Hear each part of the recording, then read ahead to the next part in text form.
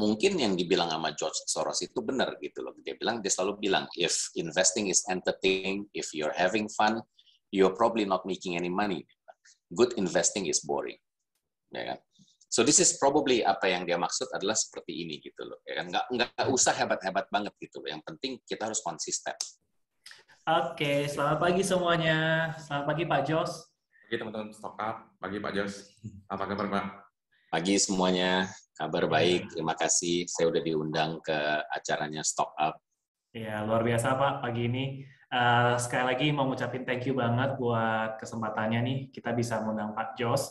Dan sangat semangat banget, sangat excited untuk dalam tanda kutip mau colong ilmu Pak. Izin dulu. Dari sini kita mau belajar dari Pak Jos Parengkuan karena beliau sudah mulai investasi bahkan sebelum saya lahir. Ya, dari tahun 1989 ya Pak ya. Akhir 89, 33 tahun teman-teman ada di market dan sekarang juga mendirikan ya mengelola aset manajemen yang namanya adalah Shailendra Capital sejak tahun 2006 dan sekarang Shailendra Capital kita akuin menjadi salah satu aset manajemen yang punya kiprah yang sangat bagus Pak ya dengan dana kelolaan juga yang sangat besar di Indonesia hampir 25-27 triliun ya Pak ya dana kelolaan saat ini. Wow luar biasa banget dan waktu sebelumnya kan kita sempat ngobrol-ngobrol sama Pak Jos juga dan Jos bilang bahwa Shailendra itu profesional dan independen ya Pak ya, tidak terafiliasi dengan pihak manapun juga. Nah, jadi kita semangat banget Pak untuk belajar dari Bapak. Oke, tanpa berlama-lama lagi Pak, mungkin semuanya di sini pada penasaran sebenarnya siapa sih Pak Jos Parengkuan itu gitu. Gimana awal mulanya dari 89 kok bisa tertarik? Mungkin dunia informasi saat ini belum berkembang seperti sekarang Pak. Ya kan, dari mana bisa kenal saham dan akhirnya kenapa kepikiran bisa akhirnya mengelola aset manajemen di Shailendra. Mungkin boleh ceritakan sedikit dulu Pak background-nya. Ya, terima kasih Kevas. Ada Tommy juga di sini. Terima kasih. Kita waktu itu udah sempat ngopi bareng, ngobrol-ngobrol dikit. Pagi ini mungkin kita punya waktu yang lebih panjang untuk ngobrol. Jadi kalau ditanya awal mulanya itu bagaimana saya bisa tertarik ke dunia pasar modal, itu awalnya mulai dulu waktu zamannya saya masih kuliah. Saya waktu itu di tahun kedua, tahun 1987,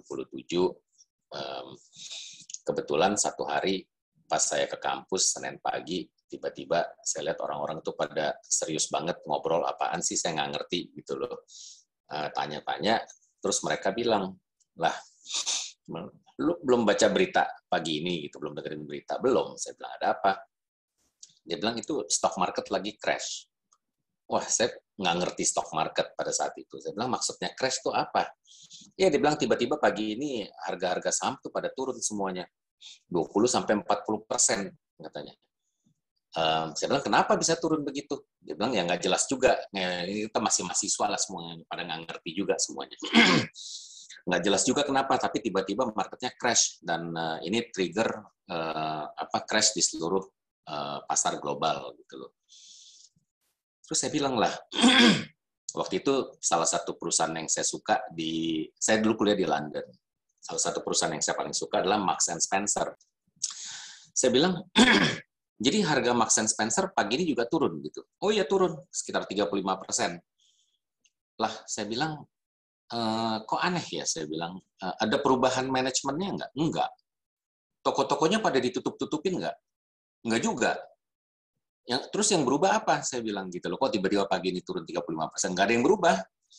Tiba-tiba sentimen pasar berubah, semua orang pada jualan, harga sahamnya pada turun semua pagi ini.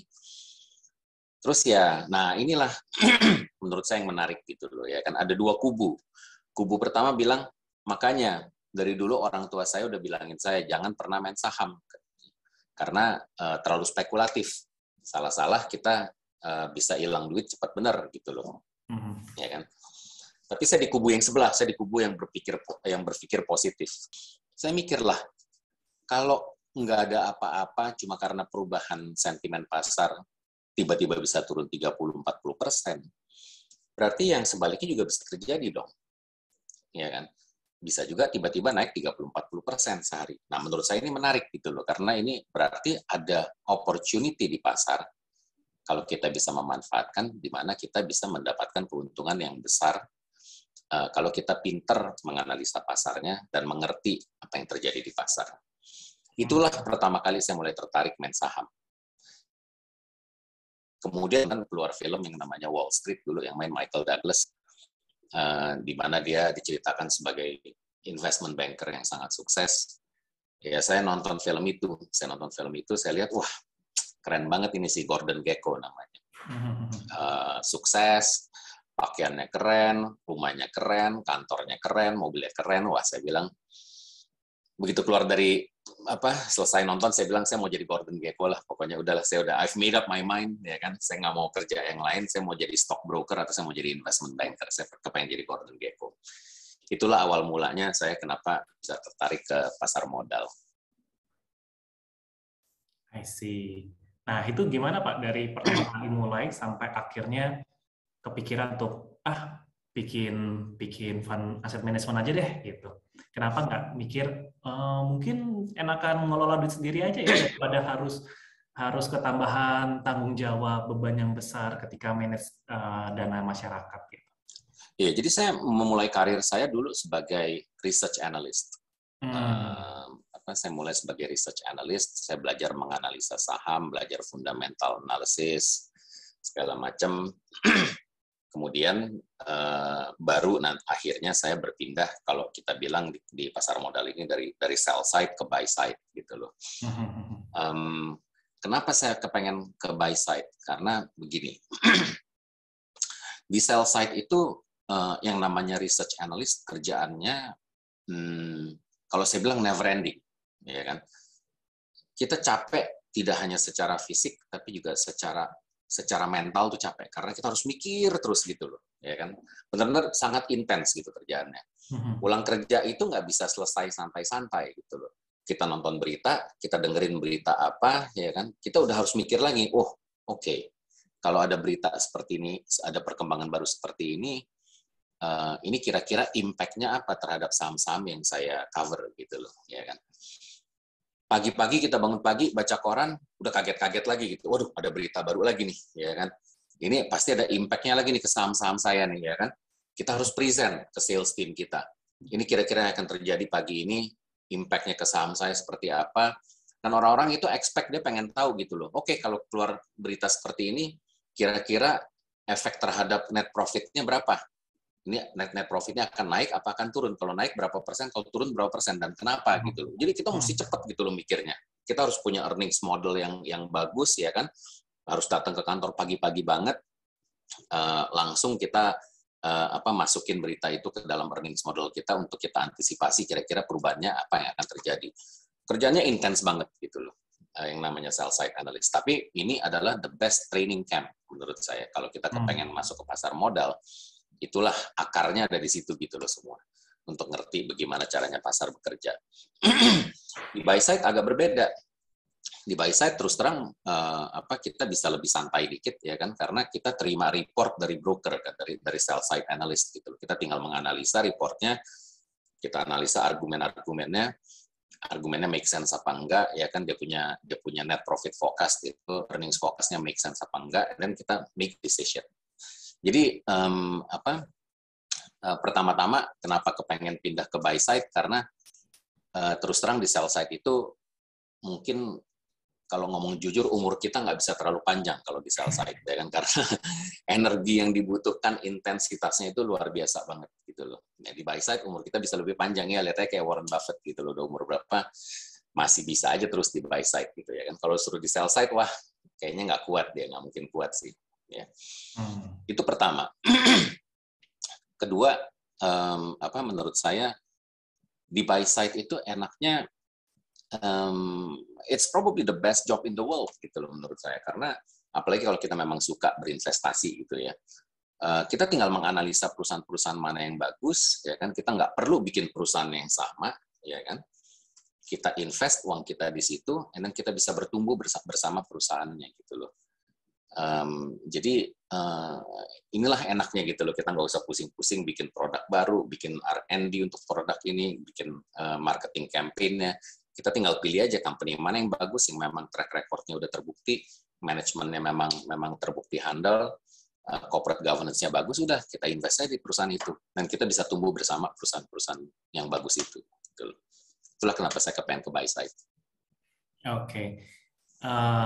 Nah, waktunya mengelola berpindah nih Pak dari tadi research analyst, terus kemudian akhirnya mendirikan Syailendra, dan dari tahun 89 pertama kali mulai terjun ke saham. Nah, apakah ada perubahan ibaratnya semacam filosofi saat mulai berinvestasi ngelola dana gitu, dan apa sih filosofi yang Pak Jos pakai nih sampai sekarang ngelola dana 20-an triliun gitu. Tadi mungkin udah dikasih sedikit kisi-kisi tadi pakai fundamental analisis, cari perusahaan yang bagus, kita tinggal invest saja.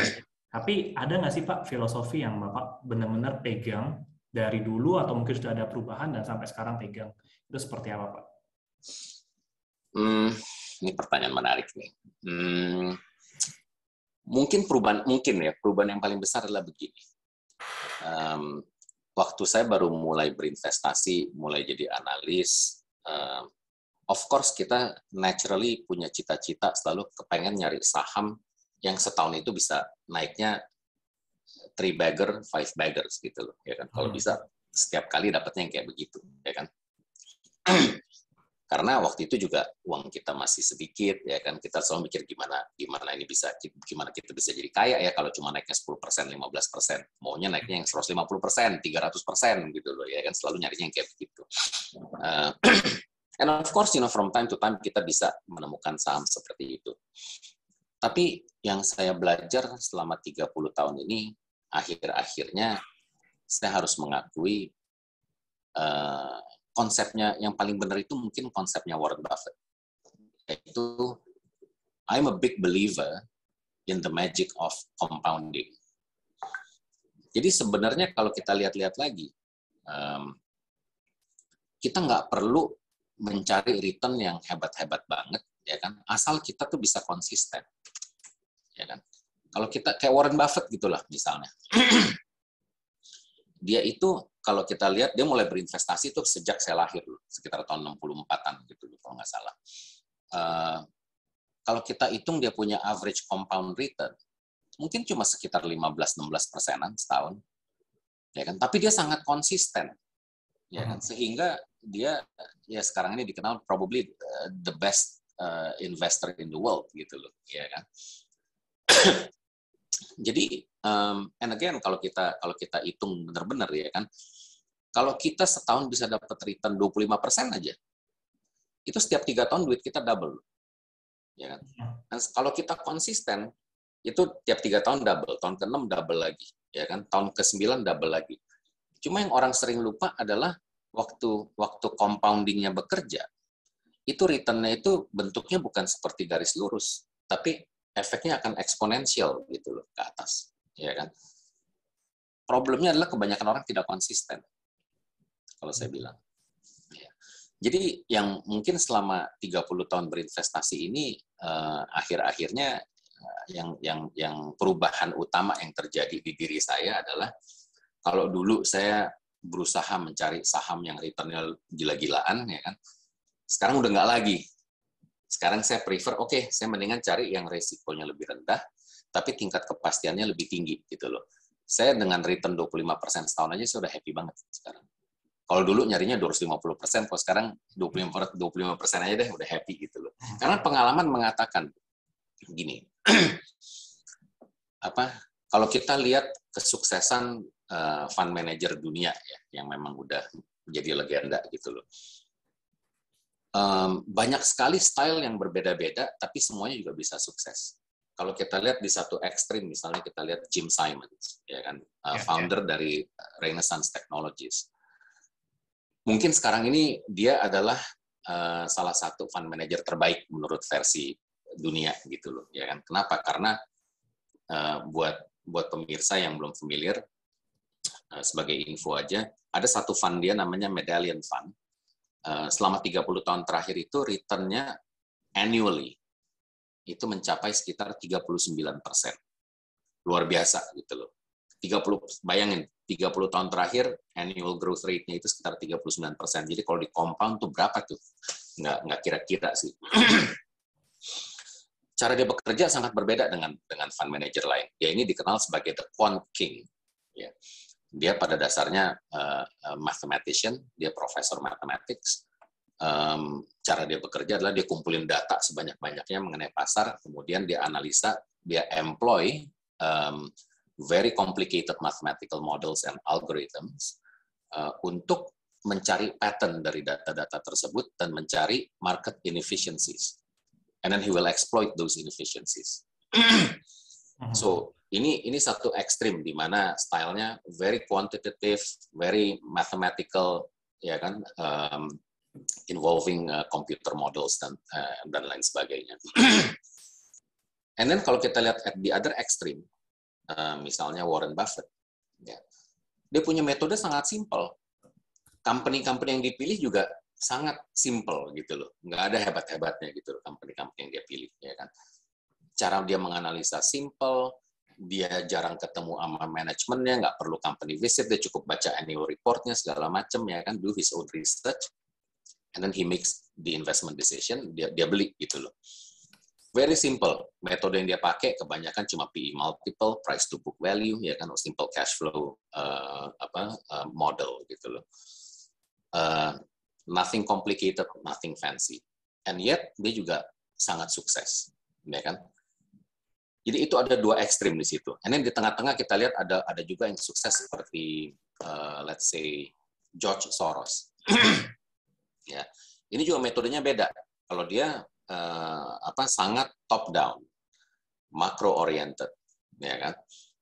Ini orang ini dikenal as the man who broke the Bank of England, ya kan. Kenapa begitu? Karena waktu tahun 92 dia itu men-trigger yang kita bilang the Black Wednesday.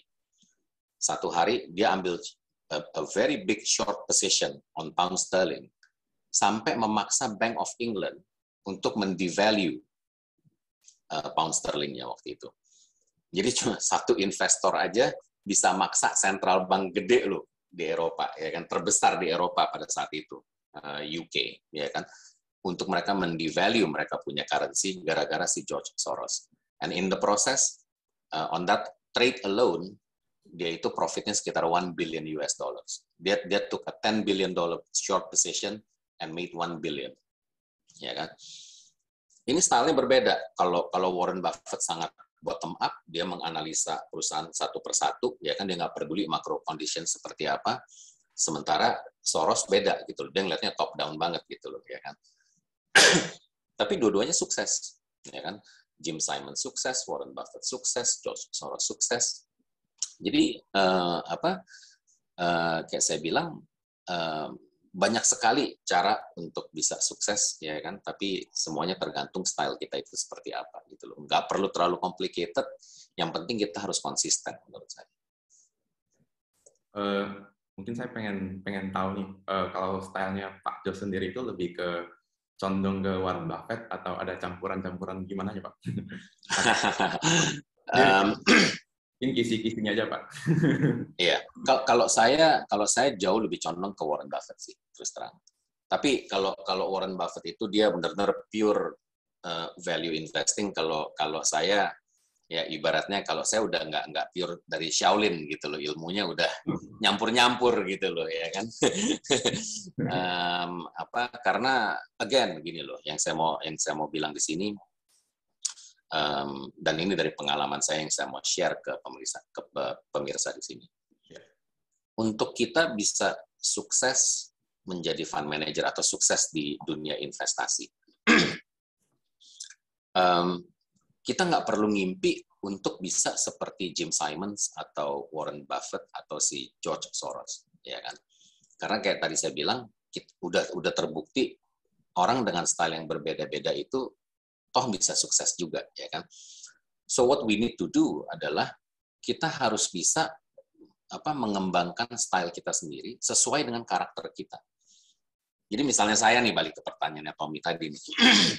Saya cenderung ke Warren Buffett. Tapi jujur, saya tidak punya kesabaran seperti dia gitu loh. Ya kan? Jadi saya tidak pernah bermimpi untuk bisa menjadi Warren Buffett karena tingkat kesabaran saya jauh lebih pendek dibandingin sama dia gitu loh, ya kan. Akibatnya saya harus develop my own style untuk mengakomodir karakter saya gitu loh.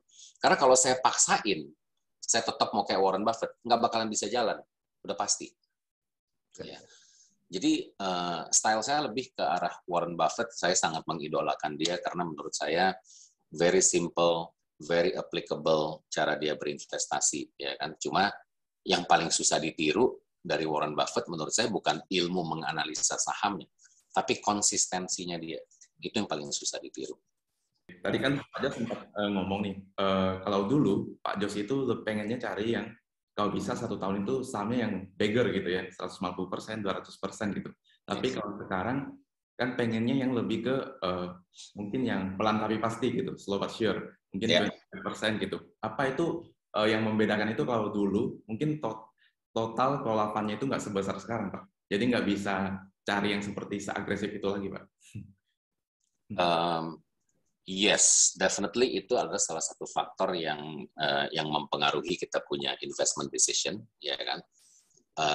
Tentunya juga kalau boleh jujur, tingkat kesejahteraan kita secara finansial juga menentukan kita punya style juga, ya kan. Di awal-awal menurut saya sangat natural kalau orang itu kepengen cari yang returnnya tinggi terus gitu loh, supaya cepat gitu loh, ya kan. Tapi gini, kenapa menurut saya in the long run, ya kan, kita itu nggak perlu cari return yang hebat-hebat asal kita bisa konsisten. Kalau kita berinvestasi orientasinya jangka panjang, ya, kalau return kita volatile, itu actually akan ngerusak kita punya long-term compound return. Nah, ini saya mau kasih lihat satu slide ini aja. Ini saya coba bikin simple Excel data, ya kan, tabel di sini untuk membandingkan return volatility, ya kan, and in the long run kira-kira yang mana yang memberikan return yang terbaik. Kalau kita lihat yang paling kanan dulu. ini tipikal investor pemula nih, ya kan. Ini kayak saya dulu nih kayak begini nih. Demennya yang hebat-hebat returnnya. Oke. Jadi saya coba ambil kalau kita average annual returnnya 15%. Tapi saya tahun pertama plus 40, tahun kedua minus 10, tahun ketiga plus lagi 40. Nah, ini sangat volatile. Ini typically investor yang baru mulai ini seperti ini return profile-nya. Ya kan? Kalau kita ambil average 15%. Kalau kita lihat apa yang terjadi setelah 20 tahun, setelah 20 tahun itu total investment return-nya 1009%. Ya. And then kalau kita lihat tabel yang di tengah, ini udah agak dewasa gitu loh investornya, ya kan. Nah, return-nya udah less volatile sekarang. 30, 0, 30, 0, 30, 0 dan seterusnya. Ya. Tapi masih volatile, ya kan. Average juga 15% setahun. Setelah 20 tahun menjadi 1379%. Ya kan. Yang ketiga, nah ini versi Jos Parengkuan yang sekarang nih. Kalau bisa 15% ya setahun udah cukup hebat loh. Ya kan 15% ini udah kayak Warren Buffett nih kita nih kalau 15% setahun nih. 15% setahun setelah 20 tahun, ternyata return-nya itu total return menjadi 1637%. Oh. Ya. Jadi kalau kita ngelihat long term compound rate, ya kan, ternyata semakin volatile kita punya portfolio return, semakin jelek kita punya long term average return, ya kan? So mungkin yang dibilang sama George Soros itu benar gitu loh. Dia selalu bilang, if investing is entertaining, if you're having fun, you're probably not making any money. Good investing is boring, ya kan? So this is probably apa yang dia maksud adalah seperti ini gitu loh, ya kan? Nggak usah hebat-hebat banget gitu loh. Yang penting kita harus konsisten. Wah, ini sih kalau udah ada datanya kayaknya memang harus sudah tidak bisa dibantah ya. Kalau itu fakta ya kan, pakai Excel bikinnya. Ya, betul. Oke, nah Pak, kan tadi untuk achieve konsistensi, pastilah kita butuh yang namanya strategi kan Pak ya. Mungkin ada checklist yang harus kita penuhi dalam kita pilih company dan segala macam. Nah, boleh di-share nggak sih Pak, kira-kira investment checklist yang paling penting untuk create konsistensi profit itu seperti apa sih Pak? Ya, ya jadi memang saya terbiasa kalau saya beli satu saham, waktu saya beli itu saya bikin kayak semacam tesis gitu loh ya, tapi bukannya nulis panjang lebar begitu ya, enggak, cuma pointer saja gitu loh. Saya bikin tesis waktu saya beli, kenapa saya berasa saham ini misalnya undervalue gitu ya kan, dan kira-kira akan ada katalis apa yang bisa merubah persepsi pasar sehingga saham ini yang tadinya undervalued menjadi fairly valued, ya kan. Realitanya adalah yang namanya investment checklist itu selalu berbeda-beda sih untuk setiap saham tergantung kondisi pasar pada saat itu seperti apa, dan saham yang kita pilih juga issues yang dihadapin juga seperti apa. Tapi mungkin ada beberapa common checklist yang selalu saya pakai. Ya. Pertama-tama waktu kita menganalisa sahamnya sendiri, waktu sebelum kita beli, saya tuh selalu pengen lihat gitu loh. Oke, perusahaan ini manajemen dan produk yang mereka hasilkan itu seperti apa sih, itu track record-nya, ya kan? Saya selalu kepengen ngelihat mereka udah pernah belum ngalamin economic downturn, significant economic downturn, ya kan? Dan waktu terjadi downturn, saya kepengen lihat tuh angka-angkanya. Dia punya penjualan seperti apa sensitifnya terhadap economic downturn, ya kan? Apakah mereka bisa pass on kesulitan yang dihadapi pada saat itu ke customer mereka. And then bagaimana caranya manajemen itu mengelola perusahaan ini waktu dalam kondisi yang sulit gitu. Jadi manajemen track record, product track record itu adalah dua checklist pertama yang selalu saya lihat. Kemudian yang ketiga yang mungkin nggak kalah penting dan mungkin paling penting buat saya sekarang. Kalau dulu ini faktor yang nggak terlalu penting buat saya, tapi sekarang ternyata ini faktor yang sangat penting, yaitu corporate governance. Dulu waktu saya baru mulai jadi analis, saya nggak pernah ngerti kenapa sih ini kalau saya lagi bawa orang bule untuk company visit, ya kan, saya nggak ngerti kenapa sih mereka concern banget mengenai yang namanya corporate governance gitu, ya kan. Kita dulu mah mikirnya yang penting harga sahamnya naik lah gitu loh, ya kan, ngapain sih pusing-pusing amat mikir corporate governance. Yeah. Tapi ternyata memang corporate governance ini sangat penting gitu loh, dan menjadi sangat penting kalau setelah kita menjadi long term investor, ya kan. Kalau kita cuma short term investor, yang namanya corporate governance nggak terlalu penting. Tapi once you've become a long term investor, yang namanya corporate governance ini sangat penting. Kenapa? Karena gini, kalau kita invest di satu perusahaan di mana manajemen atau ownernya atau emitennya memang dari awal itu niatnya udah nggak baik, ya kan, it's going to be an uphill battle. Susah banget gitu loh untuk menang di saham itu, ya kan. You have to be very very lucky untuk bisa akhirnya menang dan mendapatkan return yang memadai gitu loh di saham itu, ya kan.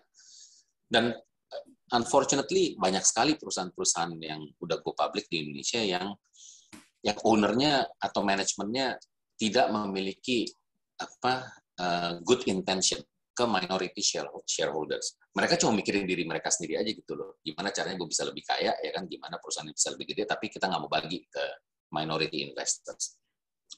Dan itu akan menjadi salah satu faktor yang akan menyulitkan kita untuk bisa mendapatkan gain yang memadai di saham tersebut. Jadi corporate governance menurut saya adalah satu hal yang sangat-sangat penting, ya kan. And then checklist berikutnya adalah yang paling penting harus kita biasakan adalah begini. Waktu kita beli satu saham, kita harus punya satu target price, ya kan. Ya. Kalau saya beli di 1.000, ya kan. Misalnya nih saya punya target price-nya 2.000. Kenapa target price saya di 2.000? Ya. Itu saya ada tuh gitu loh perhitungannya gitu dalam otak saya. Oke, ini kenapa menurut saya harusnya 2.000 karena begini. Ya. Dan kita harus disiplin ngikutin kita punya target price. Ya. Jangan sebentar-sebentar berubah gitu loh target price-nya. Ya kan? Yang sering kejadian adalah kita beli di 1.000, target price kita 2.000, beneran nyampe ke 2.000. Sampai 2.000 bukannya kita jual, malah kita beli lagi gitu loh. beli lebih banyak lagi gitu loh, ya kan? Karena by the time dia nyampe 2.000, yang selalu terjadi di pasar adalah begini. Ini yang Soros bilang reflexivity theory, ya kan, menjadi self fulfilling gitu. Waktu udah nyampe 2.000, semua orang udah percaya bahwa saham ini, wah, ini sahamnya emang keren gitu loh, ya kan. Dan kalian pasti akan dengar segala macam rumors bahwa saham ini targetnya bukan 2.000 loh, ini bisa sampai 4.000 loh. Gitu loh, ya kan.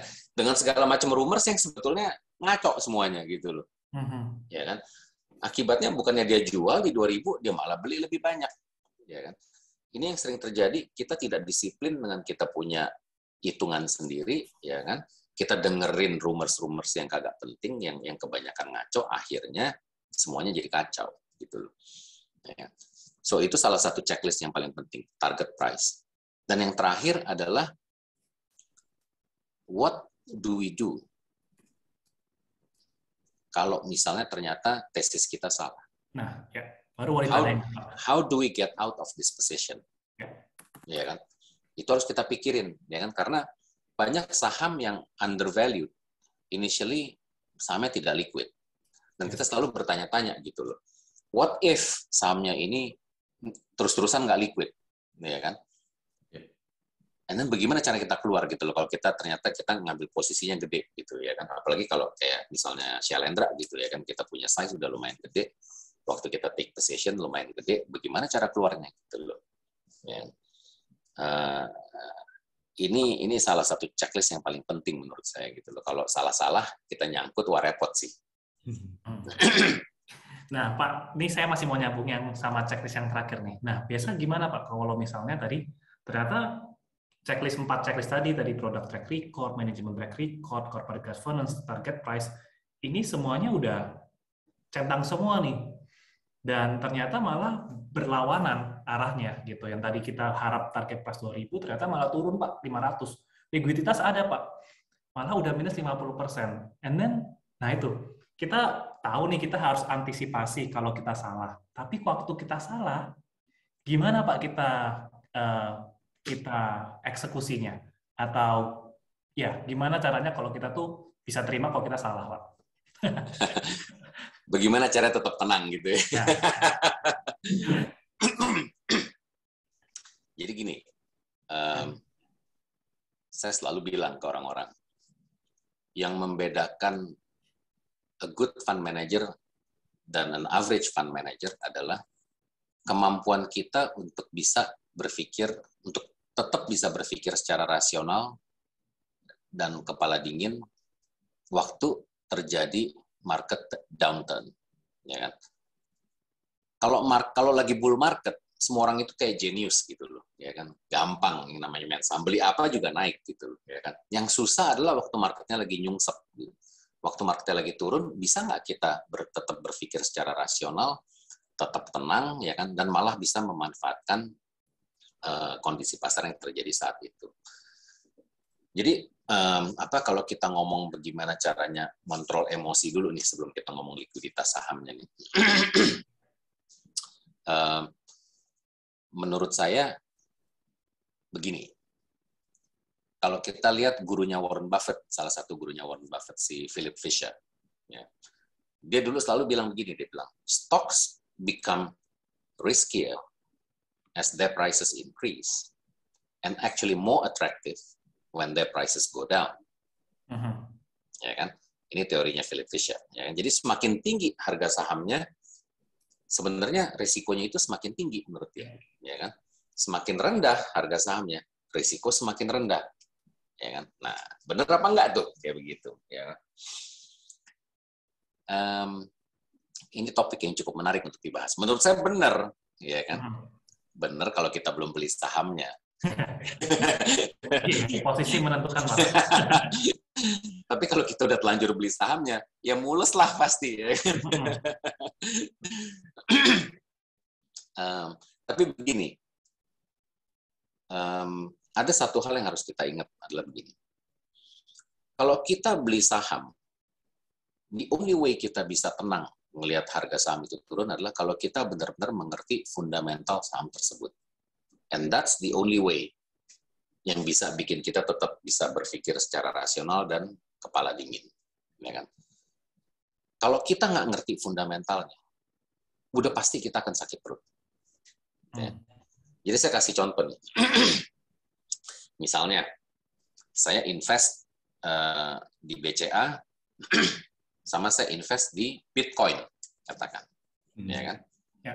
Hari ini nih, saya taruh nih, 100 juta di BCA, 100 juta di Bitcoin. Ya kan? Besok, tiba-tiba dua-duanya turun 50%. Ya kan? Ngomong jujur, di Bitcoin saya pasti gemeter, karena saya nggak ngerti. Saya nggak ngerti bottomnya ada di mana ini. Ya kan? Karena waktu saya beli, saya cuma ikut-ikutan doang sama teman-teman gitu loh. Diceritain, wah si ini untung loh, si ini ya kan, wah ini Bitcoin bakalan lari ke 60.000 lagi apa gimana ya kan, saya cuma ikut-ikutan doang gitu loh. Waktu dia turun 50%, apa yang saya bikin? Oh, udah pasti saya sakit perut sih. Ya kan? Tapi kalau BCA beda loh.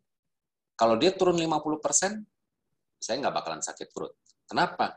Karena saya udah ngelihat perusahaan ini melalui bermacam-macam krisis, ya kan, udah terbukti mereka itu manajemennya luar biasa bagus, ya kan, bisnis model mereka hebat, ya kan, udah terbukti semuanya, ya kan, nggak bakalan saya jualan turun 50%, yang ada saya beli lagi malah, ya kan, dia turun lagi 50%, kalau perlu saya gadein rumah saya beliin semua saham BCA, ya kan. Tapi kalau Bitcoin, ya, ngomong jujur, jangan ngomong 50%, ya turun 20%, saya udah kebirit-birit kabur kali, karena saya nggak ngerti, ya kan. So, the only way kita bisa kontrol kita emosi kita waktu menghadapi krisis, ya kan, adalah kita harus ngerti benar fundamental saham yang kita beli. That's the only way. So that's about controlling emotion, ya kan. Sekarang pertanyaannya mengenai likuiditas sahamnya gitu loh, ya kan. What if tesis kita benar, sahamnya tetap nggak liquid? Ya. Menurut saya pertama-tama itu jarang sekali terjadi. Ya. Ini dari pengalaman saya berinvestasi 30 tahun, ya kan. Karena saya udah sering banget beli barang yang permulaannya tidak liquid, yang semua orang nggak suka, ya kan. Lama-lama jadi liquid gitu loh. Ya. Kenapa? Karena again, kalau kita bener analisa fundamentalnya, saham ini beneran bagus, beneran murah, ya kan, cuma ada persepsi yang salah aja di pasar gitu loh, ya kan. Pertama-tama market itu semakin lama semakin efisien. Ya. Biasanya nggak terlalu lama market itu akan discover bahwa bener loh saham ini murah banget, ya kan, fundamentalnya bagus, manajemennya bagus, etc. Ya kan, and then orang akan mulai ikutan beli. Ya. Itu yang paling sering terjadi seperti itu. Tapi satu hal lagi adalah begini, yang kalian harus ngerti adalah yang namanya likuiditas saham itu is very much a function of the share price itself. Ya. Jadi katakan gini, saya beli saham di harga 1.000, target price saya 2.000 nih, ya kan. Waktu di 1.000 nggak liquid. Coba kalian lihat nanti, waktu sahamnya naik ke 2.000, liquid banget pasti. Kenapa begitu? Karena gini, waktu saya beli di 1.000, biasanya nih, ya kan, banyak orang nanya, lu beli saham apa? Saya bilang, saya lagi suka saham ini gitu loh, ya kan. Saya beli di 1.000 karena menurut saya di harga 1.000 ini murah banget, ya kan. Perusahaannya bagus banget, produknya bagus, track record-nya bagus, dividend yield-nya bagus, segala macam, ya kan. Yang terjadi apa? Waktu saya ngomong begitu ke 10 orang, ya kan. Menurut kalian ada yang ikutan beli apa enggak? Pasti ada. Pasti ada, Pak, diam-diam. Pasti ada ya. Well, I can tell you this. 9 out of 10 nggak ikutan. Kebanyakan orang nggak ikutan. Ya kan? Dia dengar nih, oh, Pak Yos beli saham A, ya kan? Dia digest dulu. Ya kan? Dia bilang, oke, coba kita lihat ya kan, seperti apa. Kebanyakan nggak ngikut orang. Next 10%, dia bilang, bener juga lu next 10%. Oke, let's put this stock on our radar screen, dia bilang. Mulai diperhatiin sama ini, next 10%. Nunggu naik dulu ya. Nunggu naik dulu, ya kan? Masih belum ngapa-ngapain nih, ya kan, 10 orang ini. Naik 20%, dia mikir, wah, ternyata dia bener loh, ya kan? Harusnya gue ikutan beli ya waktu itu ya. Dia udah mulai mikir nih, harusnya gue ikutan beli nih. Dia beli apa enggak? Enggak. Belum juga. Belum. Kenapa? Karena the next thing yang dia mikir adalah, oke, gue akan tunggu kalau sahamnya koreksi, gue akan beli deh. Ya kan? Ternyata nggak koreksi-koreksi, Pak. And then, of course, there are two possibilities, ya kan? Pertama, bisa koreksi. Kedua, nggak koreksi. Ya. Waktu koreksi, apa yang terjadi? Beli nggak mereka? Nggak juga. Karena dia pikir, dari 1.200 sekarang balik lo ke 1.100. Ya. Kemungkinannya akan balik ke 1.000, dia bilang. Jadi dia nggak beli juga. Ya. And then, of course, sahamnya rebound habis gitu. Ya kan? Waktu naik 30%, dia bilang, wah, bener loh dia. Tapi gue udah terlambat untuk ikutan. Udah deh, gue kagak ikutan deh. Ya kan? So, waktu saham itu naik 20-30%, likuiditasnya itu masih tetap kurang. Ya kan? Di titik mana mereka akan mulai ikutan main? Waktu naik 30%, dia bilang udah terlambat kan? Dia kagak mau ikutan. Naik lagi nih, naik 40%. Nah, dia mulai mikir sekarang. Wah, ini kayaknya beneran bakalan ke 2.000 nih katanya nih, ya kan? Dia udah siap-siap nih, siap loncat masuk nih, ya kan? Masuklah dia di 40%, enggak. Pas naik 50% baru dia nggak tahan.